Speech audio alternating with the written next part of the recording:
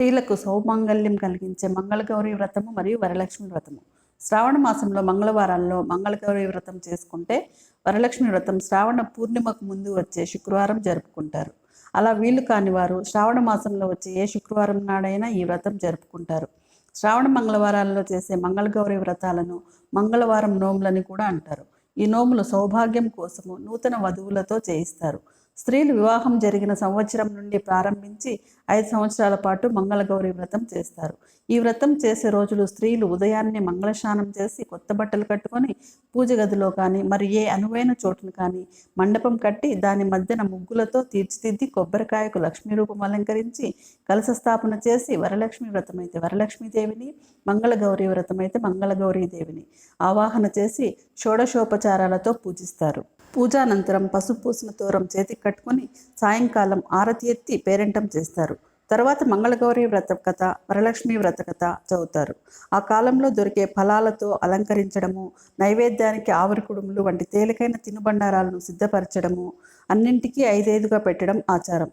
వరలక్ష్మి కటాక్షము, మంగళగౌరి కటాక్షము ఏ స్త్రీ పైన ఉంటుందో వారికి వైధవ బాధ ఉండదు. వారు సర్వ సౌభాగ్యాలతో తులతూగుతారు. మంగళగౌరి వ్రత కథ. ఓ అల్పాయుష్కుడి కథ.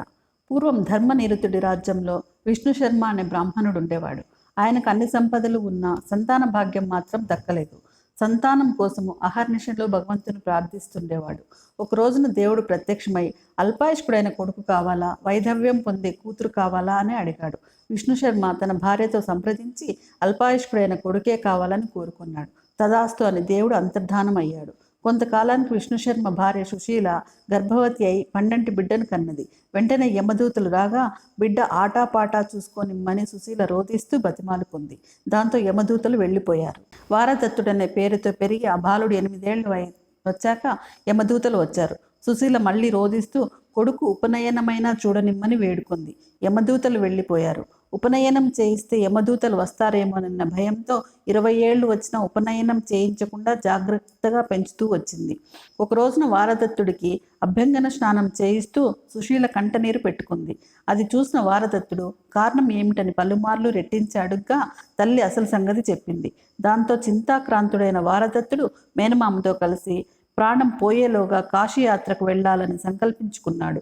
ఏకదాటిగా ఏడుస్తున్న తల్లిని ఊరడించి పెరట్లో ఒక మొక్కను నాటి రోజు దానికి నీరు పోసి రక్షిస్తూ ఉండమని, అది బాగున్నంతకాలం తాను క్షేమంగా ఉన్నట్లేనని చెప్పి కాశీయాత్రకు బయలుదేరాడు మేనమామతో వారదత్తుడు. దారిలో సేద తీర్చుకోవడానికి అతని మేనమామ కలిసి ఒక పూల తోటలో కూర్చున్నారు. అప్పుడు అక్కడికి 4 కన్నెలు వచ్చి ఆడి పాడి పూలు కోసుకోసాగారు. అందులో 2 కన్నెల మధ్య వివాదం రావడంతో ఒక కన్య మరొక కన్యను నువ్వు వితంతు అవుతావు అనే అర్థం వచ్చేలా తిట్టింది. తాను మంగళవారం నోము నోచుకున్న తన తల్లి నుంచి వాయనం స్వీకరించానని, అందువల్ల అలాంటి కర్మ తనకు పట్టదని, తనకు ఆ రోజున స్వయంవరం కూడా జరగబోతుందని రెండో కన్య సమాధానం ఇచ్చింది. ఇదంతా ఆలకించిన వారదత్తుడు విస్మయం చెంది వివాహం ఆడితే ఇలాంటి అమ్మాయిని వివాహం ఆడాలని నిశ్చయించుకొని తనను కూడా స్వయంవరానికి తీసుకువెళ్ళమని మేనమామను కోరాడు. విచిత్రంగా ఆ రాకుమారి స్వయంవరంలో వారదత్తుడినే వరించింది. వైభవంగా వారి వివాహం జరిగింది. వారి తొలిరాత్రికి ముందు గౌరీదేవి ఆ వధువు కలలో కనిపించి, నీ భర్త అల్పాయుష్కుడు అయినప్పటికీ నా నోము ఉద్వాసం నువ్వు స్వీకరించినందువల్ల నీకు వైధవ్యం కలగనీయను. ఈరోజు రాత్రి పెద్ద సర్పం ఒకటి మీ గదిలోకి ప్రవేశిస్తుంది. మీ తల్లి వాయనం ఇచ్చిన కొత్త కుండలోకి ఆ సర్పాన్ని పట్టి వాసన కట్టి అటుక మీద ఉంచు అని చెప్పింది. ఆ రాకుమారి తొలి రాత్రి అతి జాగ్రత్తగా ఉండి సర్పం రాగానే దాన్ని గౌరీదేవి చెప్పినట్లుగానే కుండలో బంధించింది. అటుక ఎత్తుగా ఉండడంతో భర్త తొడపై కాలుని కుండను అటుకపై ఉంచింది. ఆమె పారాణి ముద్రలు వారదత్తుడి తొడపై పడ్డాయి. ఇవేమీ తెలియని వారదత్తుడు మేనమామను హెచ్చరించగా కాశీయాత్రకు పయనమై వెళ్ళిపోయాడు. తెల్లవారి లేచిన తర్వాత వారదత్తుడు ఆమె కోసం వదిలిన చీటీ, అంగుళీయం లభించాయి.